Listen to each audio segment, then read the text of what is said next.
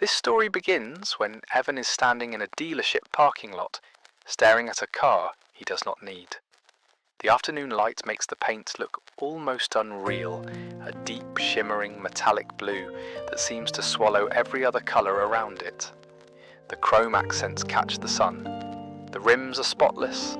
It smells like money, like achievement, like finally being someone. Evan isn't in an emergency. His old car still runs. It rattles a little when it starts, and the air conditioning only works if you hit the dashboard twice, but it gets him from home to work and back. There's no crisis, no breakdown, no urgent reason to be here. But that's the problem. Nothing is wrong. And yet everything feels not quite enough. You've probably met someone like this before, the narrator in your head might say, the friend who suddenly appears with a new car, new watch, new phone. Nothing about their life actually required it. But the purchase shows up anyway, loud and unapologetic. And you wonder, why now? For Evan, the answer starts with something small. A few weeks earlier, he was at a friend's birthday dinner, the kind of modern gathering where no one fully looks at each other because everyone's half looking at their phones. Outside the restaurant, a friend pulled up in a sleek, leased SUV, music booming. The logo on the front's the kind that makes people turn their heads. Everyone did. "Damn man, you upgraded," someone said, half joking, half envious. The friend laughed, shrugged in that it's no big deal way that always means it's a very big deal. Just felt like it was time, you know. Got to treat yourself. Evan laughed along with the group, but something inside him twisted. On the way home that night, his own car coughed when he turned the key. The fabric seats were worn where his elbow always rested. A crack traced its way across the plastic of the dashboard. It wasn't falling apart, but suddenly, for the first time, it felt like a confession. A confession that he hadn't made it yet. He didn't go car shopping the next day. These decisions almost never happen overnight. They start like a soft whisper in the back of the mind. You're behind. You're the only one still driving an old car. People probably notice. Little thoughts like that are powerful because they don't feel like thoughts. They feel like facts. Then came the Instagram posts. Friends with cars, friends with trips, friends in front of rented Airbnbs with rented views and borrowed aesthetics. No one posts their bank account. No one posts their credit card statement. Evan didn't either. Instead, he posted coffee, sunsets, and his old car from angles that hid its age. It's funny how money works in the mind. The math is one thing, the emotion is another, and often the emotion wins. One Saturday morning, Evan found himself just walking around, not serious, just looking at the dealership near the mall. The sales banners were ridiculous. No money down, low monthly payments, drive away today. It all sounded harmless, like renting a feeling. From inside the glass doors, a salesman spotted him. Salespeople can smell that mix of curiosity and insecurity from across a parking lot. "Hey man, beautiful day to look at cars, right?" the salesman called out, walking toward him with a confident smile. Evan smiled back, hands in his pockets. "Yeah, just browsing." The salesman nodded like he'd heard this line 1,000 times. "For sure, just browsing. That's how it starts." "What are you driving now?" Evan told him. The salesman didn't insult it outright. He was more skilled than that, but he did something worse. He gave a sympathetic half smile. "Gotcha. Reliable. Nothing wrong with that," he said. "But let me show you something that fits where you're going, not where you've been." Those words landed like a seed in Evan's chest. Where you're going, not where you've been. In that moment, the conversation stopped being about a car. It became about identity, about who Evan was allowed to be. They walked around the lot. The salesman talked numbers the way magicians talk about illusions fast enough that you don't see where the trick is. He didn't say, "This car will chain you to years of payments and interest." He said, "This car is only X per month, only per month. It's never. This car costs more than your entire emergency fund. It's just like a gym membership, but for your lifestyle. Evan nodded, doing the math in his head badly. Most people do. They think in terms of months, not totals. Of feelings, not consequences. He thought about how his friends would react, how he would feel pulling into the driveway, how it would look on social media, how it would make him feel less small. He didn't think about compound interest or opportunity cost, or the fact that this only per month would quietly remove his ability to say yes to other things for years. They sat at the salesman's desk. Papers appeared. A screen showed numbers adjusted and readjusted like a puzzle that could always be made to fit. "We can stretch the loan to make it more comfortable," the salesman said. "Lower your monthly payment. Keep you flexible. Stretch the loan. Lower the monthly payment." The words sounded like kindness. They were, in reality, a trade. More time in exchange for more interest. More money bled slowly over years instead of paid up front. Evan hesitated. For a moment, he saw the truth. He imagined his old car still working, still paid off. He imagined not having this new bill. He felt briefly that buying this car was like grabbing a torch and setting fire to a small pile of cash every month just to watch it burn bright enough for others to notice. The salesman sensed the hesitation and leaned in. "Look, man, you work hard, right?" "Yeah," Evan said quietly. "You deserve this. Life's short. You can't drive around in that old thing forever. Plus, this will actually help your image at work. People notice these things." There it was. The pressure dressed up as encouragement. "You deserve this. People notice." Evan thought of his boss's car, his colleague's new lease, the way clients seemed to respond better to confidence, and how objects sometimes played the role of confidence when you didn't fully feel it inside. He picked up the pen. When he signed the papers, there was a strange mix of adrenaline and numbness. Like jumping off a cliff you've convinced yourself is a step. Outside, the salesman handed him the keys with a practiced flourish. "Congratulations, man. You just leveled up." The engine started with a smooth purr that felt worlds away from his old car's groan. The steering wheel felt new, the leather tight under his fingers. The dashboard lit up, crisp and modern. Music filled the cabin. For a moment, Evan felt like the main character in a movie. He pulled out of the lot and onto the street, the world outside suddenly smaller, quieter, as if the car itself was insulating him from ordinary life. People in other cars glanced over, or maybe they didn't. But in his mind, they did. He drove through town, catching his reflection in store windows as he passed. It wasn't just a car driving by, it was a story he wanted other people to believe about him. At a red light, he took out his phone, angled it carefully, and snapped a photo of the steering wheel with the logo perfectly framed. Caption draft, new chapter. He hesitated, then added a fire emoji. Post, the light turned green. He drove on. For a few miles, it felt perfect, clean, heroic even, like he had finally taken control of his own narrative. But as he turned onto the freeway, a different thought slipped quietly into the back of his mind, barely audible over the music. You just promised away years of your future for this feeling right now. He swallowed, pushed the thought away, and turned the volume up. The car glided forward, smooth and proud. Behind it, almost invisible, a long thin thread of obligation began to unspool. For the first week, the car felt like magic. Notifications lit up Evan's phone after he posted the photo. Brew finally. Level up king heart emojis. Fire emojis. A couple of, "So when are you taking us for a ride?" comments. Nobody asked how much it cost. Nobody asked what the interest rate was. Nobody asked if he had an emergency fund. No one ever does. They just saw the surface.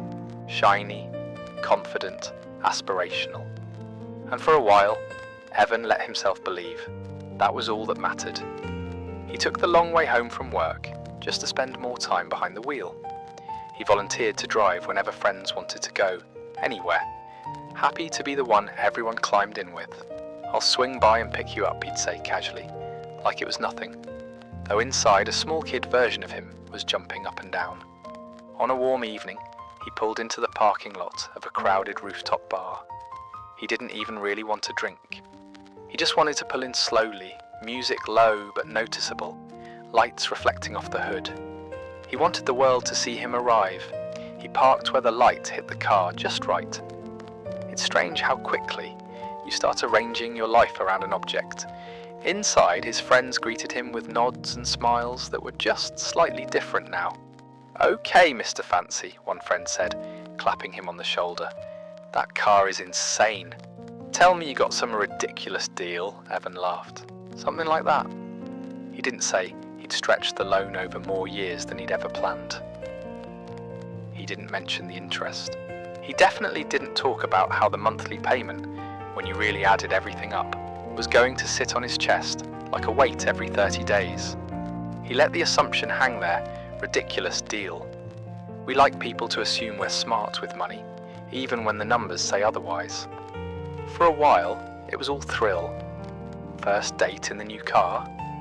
He arrived early, parked where she'd have to walk past it, visiting his parents. He watched their faces as he pulled into the driveway. His father's eyebrows raised slightly. His mother smiled, half proud, half worried. "This is new," his father said, running a hand along the side. "Yeah," Evan replied, trying to sound casual. "Figured it was time." "Nice," his dad said, but his eyes lingered a little longer than usual. "Must have set you back a bit." "It's manageable," Evan answered quickly. Manageable. Another one of those gentle words that hides a lot. The first month passed almost painlessly. The initial payment hadn't even kicked in yet. That's the trick, the high comes immediately. The pain has a built-in delay.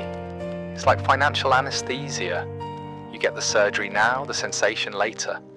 In the meantime, there were little costs he barely registered. Gas for starters. His old car wasn't exactly fuel efficient, but this one, it was hungry. The price of filling the tank climbed, and he caught himself saying, "It's fine, it's worth it," as the pump clicked higher. Insurance. The quote from his insurer came in his email, higher than he'd expected. He scrolled through the numbers, scrolling past the parts he didn't like. Higher premium because it was newer. Higher coverage because of its value.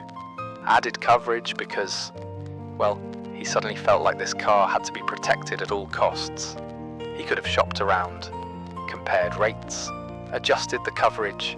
Instead, he clicked accept because the thought of not protecting this new symbol of himself made him uncomfortable.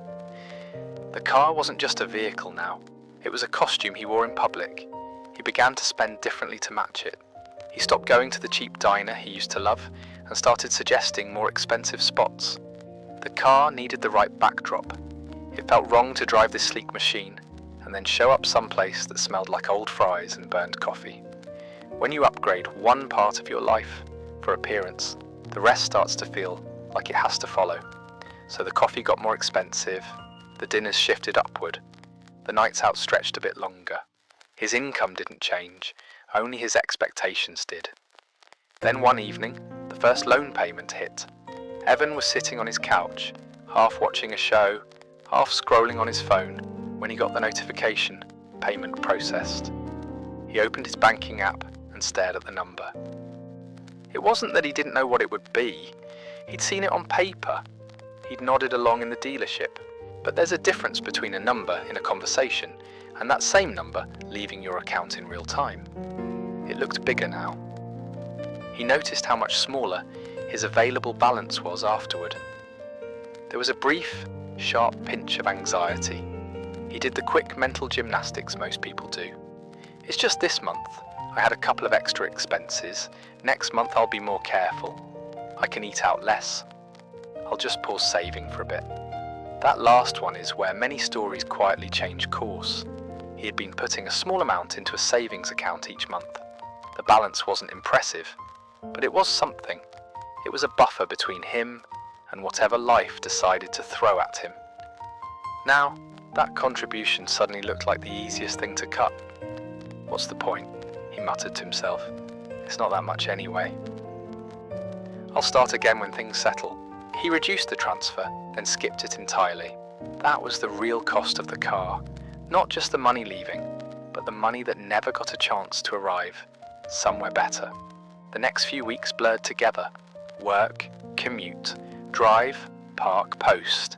He took photos of the car at sunset after a wash in an empty lot with the city skyline in the background. Each time, the likes felt like little drops of validation, but slowly, tiny cracks appeared around the edges of the experience. He got a parking ticket one afternoon when he misread a sign. It wasn't huge, but it stung. He felt personally attacked, as if the universe itself was punishing him for daring to look successful. A small stone chipped the windshield on the freeway, barely noticeable, but enough to bother him. The quote to fix it was annoyingly high for such a tiny mark. He found himself bargaining in his head. Do I really need to fix it now? It's so small, no one will see it, yet he saw it every time he drove. One night, his friend Noah rode with him after work. Noah was quieter than most of their friends, less impressed by shiny objects. "Nice car, man," Noah said, buckling his seatbelt. "How's it feel?" "Amazing," Evan replied automatically. "Total game changer." "Yeah," Noah nodded, looking around. "How's it feel financially?" Evan laughed, a little too loudly. "It's fine, I got a good deal." "Uh-huh," Noah said. "Just make sure it's not driving your life more than you're driving it, you know." The comment hung in the air for a moment. Evan shrugged it off, but the words lodged somewhere in the back of his mind. That night in bed, staring at the ceiling in the dark, Evan began doing quiet math, remembering the payment, the insurance, the gas, the ticket, the chip in the windshield he still hadn't fixed, the dinners, the coffees. He thought about the savings account he'd stopped contributing to. He thought about the credit card balance creeping up. There was no panic yet, just a low, steady hum of unease, a sense that he was moving, slowly and steadily, into deeper water without really knowing how to swim. He turned over, told himself not to overthink it, and reached for his phone. On his social feed, his car looked incredible. In his bank app, the numbers looked less flattering. He closed the bank app. The next morning he drove to work with the windows down, the music up, the sun reflecting off the hood. From the outside, nothing looked wrong at all. The car was still spotless. The photos still looked great. The comments still rolled in. Little pixels of approval that felt like proof he'd made the right choice. It was everything underneath that started to crack. The first late fee came on a Tuesday. Evan had meant to pay on time. He really had. But meant to doesn't move money. Meant to doesn't talk to the bank. Meant to just sits quietly in the corner while reality sends notifications. He was at his desk at work when the email came in. Alert! Your payment is past due. A late fee has been applied. His stomach tightened. He clicked the email, read it too quickly, then read it again more slowly. The number at the bottom glared at him, not enormous, but unnecessary, like paying a fine for being slightly careless with his own future. "How did I miss this?" he muttered. He knew how. The due date had slipped into that pile of, "I'll do it later," and later had silently become too late. He told himself it wasn't a big deal, just a one-time mistake. He'd set reminders. He'd be more careful. He turned the late fee into a personal morality play. "I'm still a responsible person. I just slipped once. This doesn't mean anything." But these small moments always mean something. They're warnings written in small print. At lunch, he pulled up his bank account.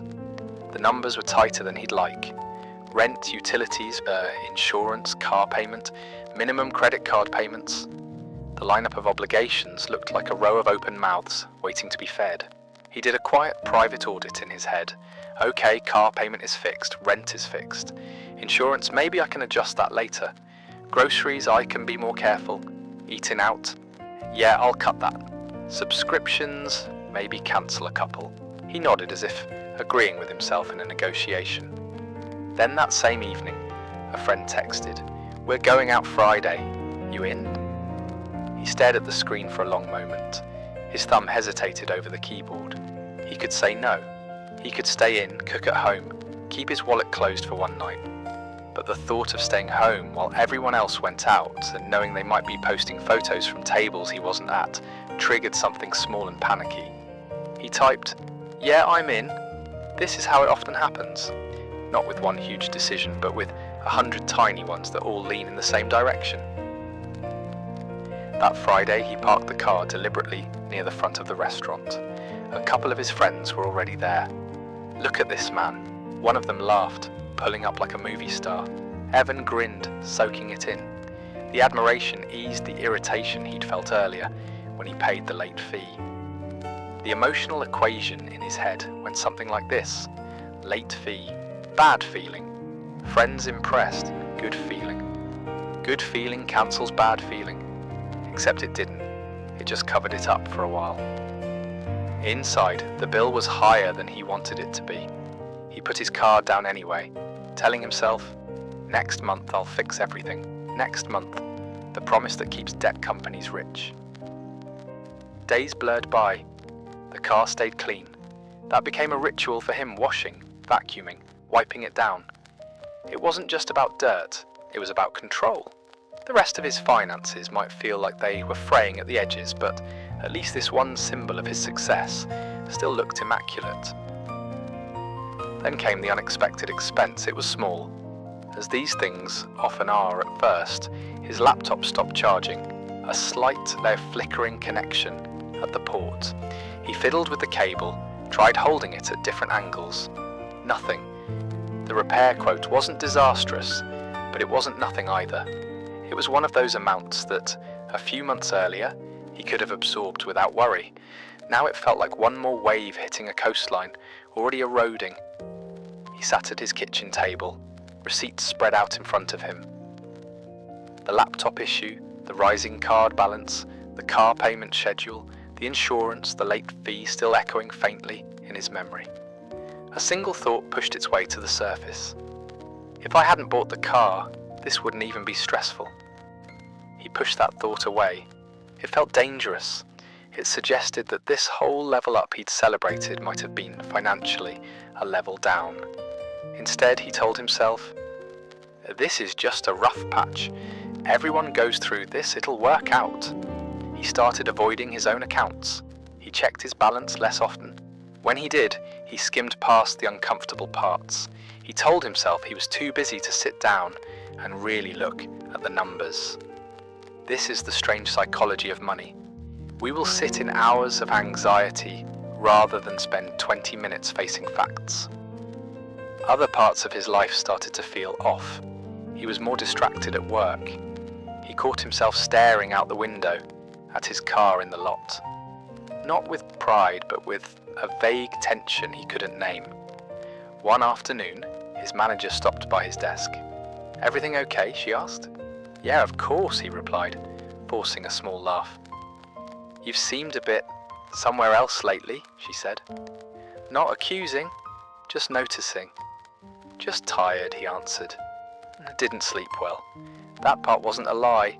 Sleep had become a negotiation. He'd lie in bed, the room dark, his brain replaying numbers like a broken slideshow. The payment due dates, the balances, the what-ifs. What if I lose my job? What if something bigger breaks? What if I need money fast and don't have it? He'd scroll his phone until exhaustion won. One weekend he visited his parents again. His father mentioned the car, but this time the tone was different. "How are the payments treating you?" his dad asked, trying to sound casual. "They're fine," Evan replied quickly. Too quickly. His father studied him for a moment. "You know," he began slowly, "your uncle once bought a truck like that. No real need for it. Just wanted to feel, I don't know, bigger maybe. Looked good for a while. Then the payments caught up with him. Sold it for less than he owed. Took years to climb out from under the mess." Evan shrugged. "Yeah, well, I won't let it get that bad." His father nodded, but didn't look entirely convinced. On the drive back to his apartment, Evan couldn't stop thinking about that. sold it for less than he owed. The idea that you could pour money into something and still walk away in the red, that you could own something that, in the end, owned you. He turned the music up, as if volume could drown out the thought. But the worst part wasn't the math, it was the identity he'd built on top of it. He had become the guy with the nice car in his friend group. It was part of his image now. Selling it, cutting back, admitting it was a mistake, all of that felt like admitting something about himself. That he'd been pretending, that the version of him people admired was funded by stress, that he'd traded genuine security for a rented sense of status. The more the numbers tightened, the more he clung to the image, like someone holding tighter to a mask as it begins to crack. There was a night he would remember it later as a turning point, even though nothing dramatic happened when he sat in the driver's seat in the parking lot outside his apartment. The engine was off, the lot was quiet. Streetlights painted soft pools of orange on the pavement. He looked around the interior, the dashboard glow, the stitching on the seats, the logo on the steering wheel. He ran his hand along the seam of the leather, slowly. "What are you really costing me?" he whispered. The car, of course, didn't answer, but in the silence, something inside him did. It listed the dinners he couldn't afford, but went to anyway, because the car had to be seen. The savings contributions that had stopped. The nights he lay awake, heart beating too fast over a late fee that would have meant nothing if he weren't stretched so thin. The version of himself he felt obligated to keep performing just to justify the metal shell he was sitting in. He realized, with a heaviness that settled deep in his chest, that his self-worth had become entangled in a monthly payment. He closed his eyes. For the first time since he'd driven it off the lot, Evan didn't feel like he owned the car at all. He felt like he was renting a story, and the rent was due again soon. The breaking point didn't arrive with thunder and chaos. It came in the form of a thin white envelope. Evan almost didn't open it. It was from his bank, the same logo he saw every time he tapped his phone to pay, every time he checked his balance. He tossed it on the kitchen counter with the takeout bag, keys and sunglasses. It sat there all evening while he scrolled, while he microwaved leftovers, while a show played in the background that he couldn't remember 5 minutes after it ended. It was only when he went to throw the takeout container away that he picked the envelope back up.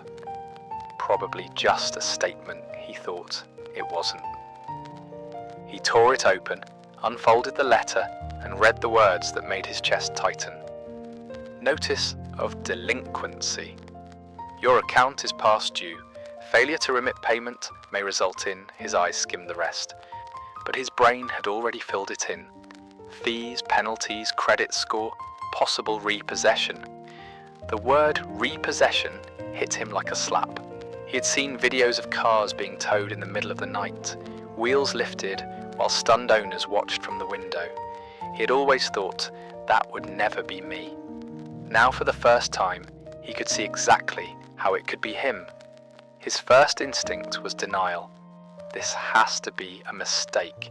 He grabbed his laptop, logged into his account, and stared at the red numbers, the overdue amount, the date, the late fees stacked like little punishments.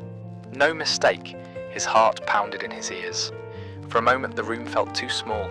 He walked in a tight circle, letter still in his hand, mouth dry. How did this get so bad, he whispered. But he knew. It wasn't one moment, it was all of them. The delayed payments, the "I'll fix it next month," the quiet avoidance of bank apps, the dinners he couldn't afford, the gas, the tickets, the little "I deserve this" purchases piled on top of the one big "I deserve this" purchase. He grabbed his phone and called customer service. The automated menu felt like it lasted hours. By the time a human voice came on the line, he was already exhausted. "Hi, I got a delinquency notice," he said. "I just need to fix this." The woman on the phone was calm, almost detached. This was just another file in a sea of files. "Yes, I see your account here," she said. "You've missed 2 payments. A late fee has been assessed each time. Your current past due amount is..." She read the number. Evan swallowed hard. I can pay most of that, he said. Today. But not all of it. We'll need the full amount to bring the account current, she replied. If you're unable to pay in full, we can discuss options. But additional fees may apply and your credit may continue to be affected. Credits. He hadn't thought about his credit score in months, maybe years. It had been a vague, distant number, something you were supposed to keep good. Now it felt like a silent report card being updated in real time. He hung up eventually, with a promise to review his options, which really meant he had no immediate solution. He sat at the table, the letter in front of him, his laptop open, bank accounts glaring back. He started clicking through them like he might discover a hidden pile of money in a forgotten corner. Checking account, thin. Savings account, thinner. Credit card, almost maxed. He felt a wave of anger rise, but it wasn't anger at the bank, or the car, not really. It was anger at himself, at the version of him who had sat in that dealership and nodded while someone turned his future into an affordable-sounding monthly number, at the version of him who had scrolled past warning signs in his bank app because the truth would have been inconvenient, at the version of him who'd chosen being impressive for strangers over being safe for himself. He dropped his head into his hands. If this is what leveling up feels like, he muttered, I want my old level back. He didn't sleep much that night. His mind spun in fast circles. Every scenario ended with the same pit in his stomach. He couldn't keep pretending everything was fine. The math didn't care about his pride. The next day at work he was useless. He stared at his screen. Emails blurred. A colleague asked him a simple question, and he had to ask her to repeat it twice. At lunch, instead of joining the others, he walked to a small park a few blocks away and sat on a bench under a tree that had seen more years than his entire life. He pulled out his phone and scrolled to Noah's name. He hovered for a moment, then hit call. Noah picked up on the second ring. Hey man, what's up? Evan exhaled slowly. You busy? On break. What's going on? I think I messed up, Evan said quietly. Noah didn't say anything right away. He knew Evan well enough to wait for the rest. With the car, Evan continued. With everything, actually. They met that evening at a small coffee shop that had mismatched chairs and soft lights. It was the kind of place where you could talk about failure without feeling like it didn't belong. Noah listened as Evan laid it all out. The loan, the missed payments, the late fees, the letter, the sleepless nights, the thin accounts. It's like I bought this symbol of success, Evan said, fingers wrapped tight around his coffee cup, and it's quietly dismantling my actual stability. Noah nodded slowly. Sounds like you turned your money into a costume, Evan frowned. What do you mean? You know Halloween, Noah said. One night a year, people put on costumes to feel like someone else a superhero, a celebrity, whatever. Your car is like a very expensive Halloween costume you're wearing every day. It lets you play the part of guy who has it together. But under the costume, you're still you. Only now, you're you, with more stress. Evan stared at him. I'm not saying that to judge you, Noah added quickly. I think almost everyone does it in some way. Cars, clothes, phones, whatever. We burn money to signal status because deep down, we're scared we're not enough without the signals. Evan looked down. The words hit too close to home. I just wanted to feel like I wasn't behind, he said. Everyone else seemed to be moving up. New cars, new apartments, vacations. I thought if I didn't keep up, it meant something about me. Yeah, Noah said, that you're falling behind in a race no one can even define. He leaned back. You know what's wild? The people you're trying to impress are probably just as worried about money as you are. Maybe more. Nobody posts their overdraft notice. Nobody posts, here's my honest net worth after debt. They sat in silence for a moment. Here's the thing, Noah continued, speaking slowly. There's this idea in personal finance called opportunity cost. Every dollar you spend on one thing is a dollar that can't go somewhere else. When you chose this car, you didn't just choose a vehicle. You chose not to build savings, not to invest, not to have flexibility when emergencies hit. You traded your future calm for present image. Evan swallowed. I didn't think of it like that. Most of us don't, Noah said, because the present screams and the future whispers. Evan laughed bitterly.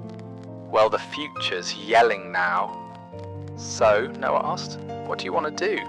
The question felt bigger than the room. I don't know, Evan admitted.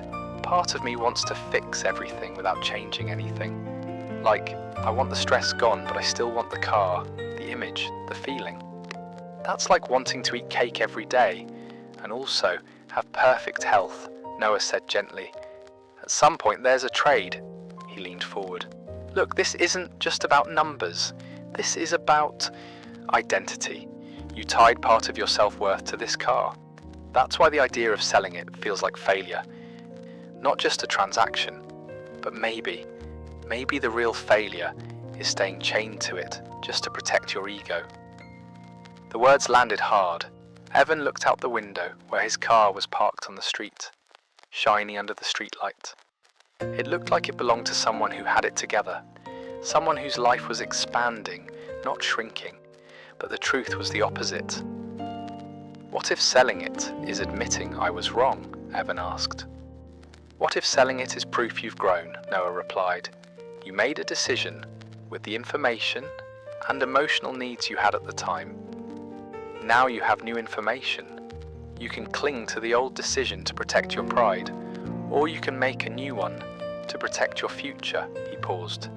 Which version of you do you want to be? The guy who never admits a mistake, or the guy who learns and adjusts? The question hung in the space between them. For the first time, Evan really considered, the possibility of not owning the car anymore. Not just as a vague maybe someday, but as a real, imminent choice. He imagined life without the payments, without the anxiety, without the constant need to justify the purchase with social proof. He also imagined the conversations, the looks, the silent judgments he feared. And beneath all that, something else, a quiet, almost unfamiliar feeling. Relief. He realized that the car had become a kind of golden cage, beautiful from the outside, heavy from the inside. Noah finished his coffee and set the cup down.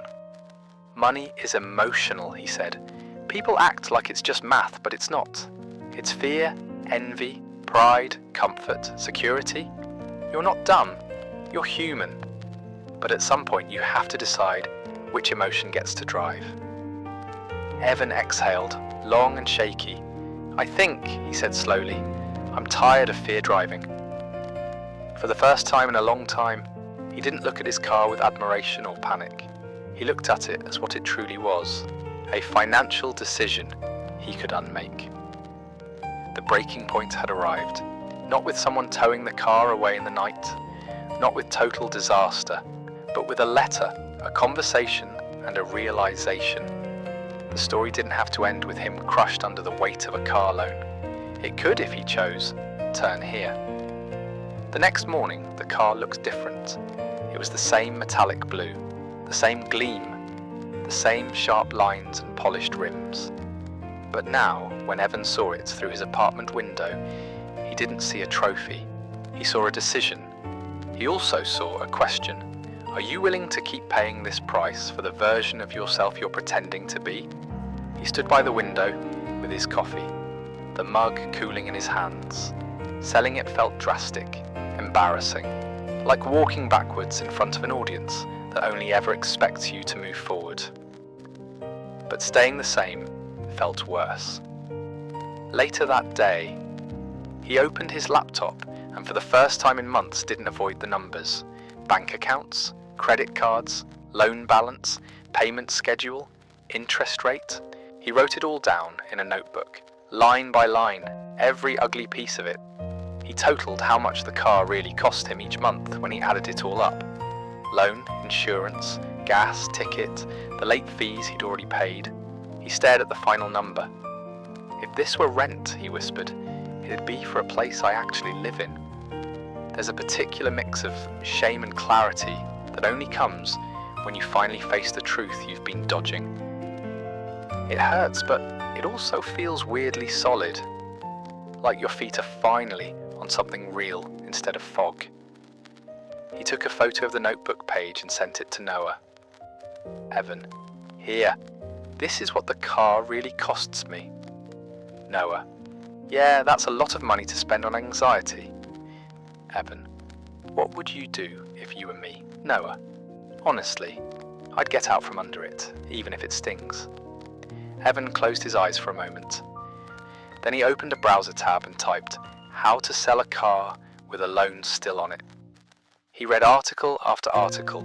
Some people traded in, some sold privately, some rolled the remaining balance into another loan, a move every article gently suggested was like putting a bandage on a bullet wound. One sentence stood out in one of the guides. Sometimes taking a small loss now saves you from much larger losses later. He thought about how many months he'd already spent feeding this car, how many more he'd have to feed it if nothing changed. That night, he called the bank again. "I'm thinking of selling the car," he said. The words tasted strange, but also right. The representative explained the process, the payoff amount, the difference between what he owed and what the car might sell for. There might be a gap he'd have to cover. A younger version of him, the one from the dealership grinning behind the wheel, would have heard gap and slammed the mental door. The version of him at the table now listened, took notes, asked questions. "So if I sell it for around this amount," he said slowly, "I'd still need to bring this much to close it out." "That's correct," the rep said. He hung up and just sat there, pay to let go, pay to undo what he'd done, accepting that every mile he'd driven, every night he'd posted, every compliment he'd absorbed, all of it came with a very real cost. It was like paying a fee to walk out of a party you shouldn't have gone to in the first place. But then another thought came. What's the fee for staying? He could calculate that too. Years more of payments, more interest, more late fees if he slipped again, more nights running numbers in his head instead of sleeping. He called a couple of dealerships. He listed the car online. He took photos of it, but this time the pictures weren't for social media. They were for separation. "Looks great, man," one potential buyer said a few days later, walking around the car, checking the panels, peering inside. "You just get tired of it?" Evan forced a small smile. Something like that. He didn't tell this stranger that the car had once felt like a costume and now felt like a cage. He didn't explain that what he was really selling wasn't just the vehicle, but an entire exhausting performance. They haggled. The number landed lower than Evan had hoped, but higher than he'd feared. It wasn't enough to clear the loan entirely, which meant when the dust settled and the paperwork was done, Evan stood in a parking lot with no car and a remaining balance to pay off from his own pocket. He transferred the extra money from what savings he had left. It hurt. It felt like tearing out the last pages of a book he wished he'd never started. But when the bank confirmed, "Your auto loan is now paid in full," something shifted inside him. The anxiety that had sat like a weight on his chest didn't vanish overnight, but it got lighter, quieter, like a storm finally moving out to sea. In the days that followed, he felt awkward. He took the bus a couple of times, borrowed a friend's car when he absolutely needed to drive, walked more.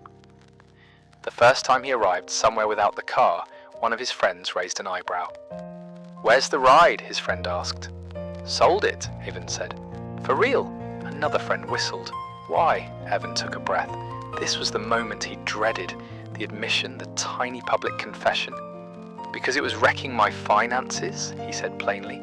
"I bought it to feel like I was ahead. Turns out it put me behind."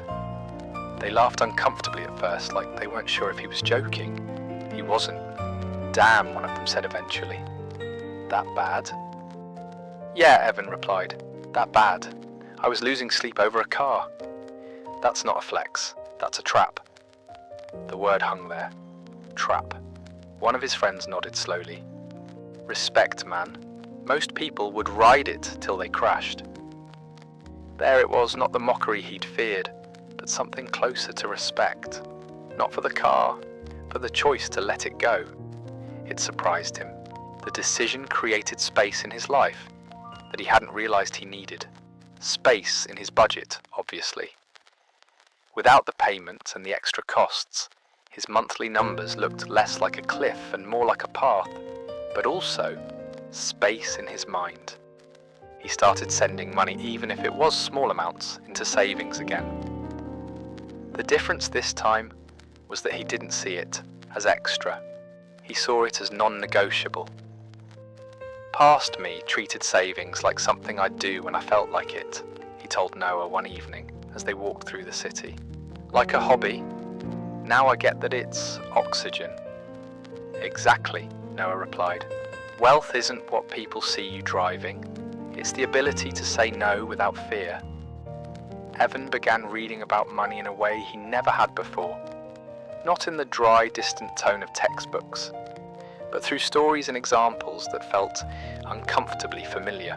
He learned about lifestyle inflation, how people raise their spending every time they raise their income, and end up feeling just as stressed at $80,000 a year as they did at $40,000 because the scoreboard keeps changing. He recognized himself in those descriptions.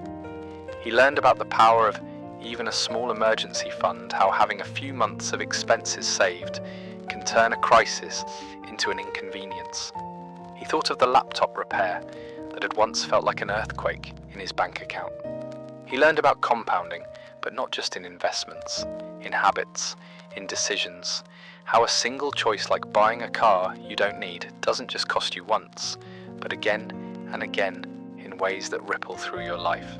He saw with painful clarity how one impulsive decision had multiplied. But along with the regret came something else, a kind of quiet gratitude, because now he could see it. He set up automatic transfers, nothing huge, just consistent. A piece of his paycheck moving straight into savings the day it arrived, before he had a chance to talk himself out of it. He tracked his spending, not obsessively, but honestly. For the first time, he knew where his money was going. He said no more often. No, I'm going to stay in tonight. No, I'm skipping this trip. It doesn't fit my budget right now. No, I'm not financing another upgrade. Each no built a new kind of identity. Not the guy with the car, but the guy who knows what his money is doing and why. It wasn't as flashy. No one double-tapped his bank app screenshots. There were no fire emojis for his increasing savings balance. But there was something else, peace. The kind that comes when your life isn't built on the edge of just one problem away from disaster. One night, as he walked home from the bus stop, a shiny new car rolled past him. Music thumped from inside. The driver had one hand casually on the wheel, the other raised in a gesture, as he talked to someone in the passenger seat. Evan caught the angle of the headlights, the glint of the logo, the slight tilt of the driver's chin.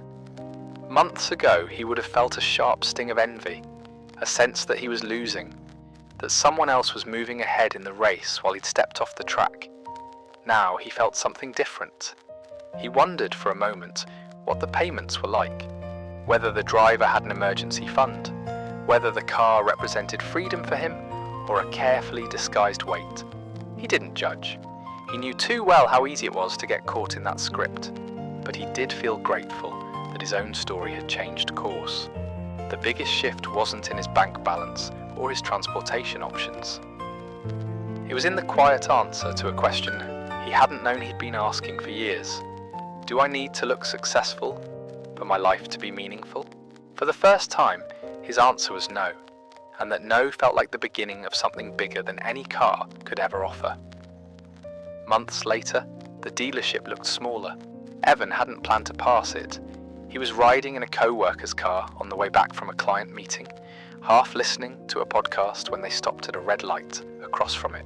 Same logo, same banners, same giant words. No money down, low monthly payments, drive away today. Through the glass he could see the rows of cars, polished to mirror finish perfection, lined up like promises. This place again, his co-worker muttered. They tried to get me into something way above my budget last year. Almost worked too. Evan smiled faintly. Yeah, they're good at that. The light light turned green and they drove on.